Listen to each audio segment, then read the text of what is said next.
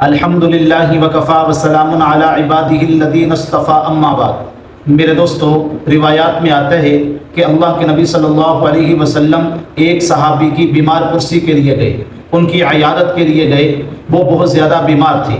اللہ کے نبی علیہ السلام جب ان کے گھر میں پہنچے تو دیکھا کہ وہ صحابی بڑے کمزور ہو چکے ہیں، بیماری کی وجہ سے بڑے لاغر ہیں اور چار پائی کے ساتھ کمزوری کی وجہ سے لگے ہوئے ہیں۔ حضور علیہ السلام نے فرمایا، میرے صحابی تیری یہ حالت کیوں بنی ہے؟ کہنے لگے، یا رسول اللہ صلی اللہ علیہ وسلم، مجھے اللہ سے بڑا ڈر لگتا ہے۔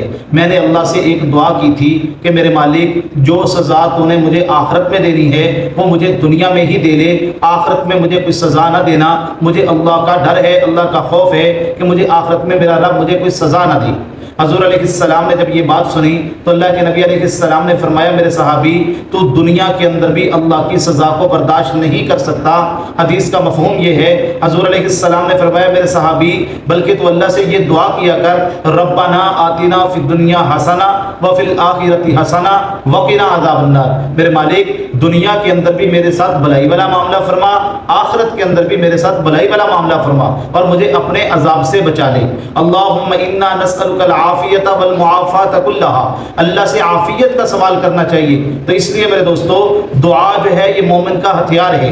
اللہ کے نبی نے فرمایا، الدعاء سلاح المؤمن، دعا مومن کا ہتھیار ہے۔ یاد رکھیں، ہر عبادت کا وقت ہے، نماز کا وقت ہے، جمعے کا وقت ہے، عید کا وقت ہے، لیکن دعا ایک ایسی عبادت ہے جو 24 گھنٹے میں کی جا سکتی ہے۔ جب آپ کو ضرورت پڑے، جب آپ کا دل چاہے، آپ اللہ کے سامنے ہاتھ اٹھائیں، اللہ سے گڑ گڑا کے اپنا جو مطالبہ ہے وہ اللہ کے سامنے رکھیں، اپنا سوال اللہ کے سامنے رکھیں۔ اللہ سے جب بندہ مانگتا ہے، اللہ اس کی دعاؤں کو قبول فرماتی ہے۔ حضور علیہ السلام نے یہ بھی ارشاد فرمایا، الدعاء مخ العبادہ، دعا عبادت کا مغز ہے۔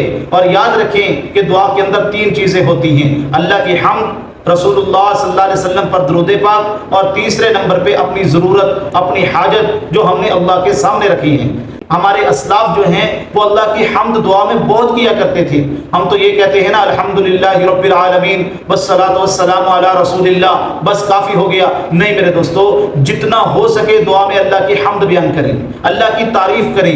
جتنی آپ اللہ کی تعریف کریں گے اتنا ہی آپ کی دعا کو اللہ زیادہ قبول فرمائیں گے۔ اللہم انت السلام ومنک السلام، تبارک یا ذا الجلال والاکرام، اللہم لک الحمد حمدا کثیرا طیبا مبارکا فی، الحمدللہ رب العالمین، لا الہ الا اللہ الحلیم الکریم، سبحان اللہ رب العرش العظیم، والحمدللہ رب العالمین۔ اس طرح کے کلمات مسنون دعاؤں کے کتابوں کے اندر محفوظ ہیں، آپ ان کو یاد کریں، ان الفاظ کے ساتھ اپنی دعائیں کریں۔ اگر ان الفاظ کے ساتھ آپ اللہ سے دعا مانگیں گے، اللہ آپ کی ہر دعا کو قبول فرمائیں گے اور کوئی دعا اللہ آپ کی رد نہیں فرمائیں گے۔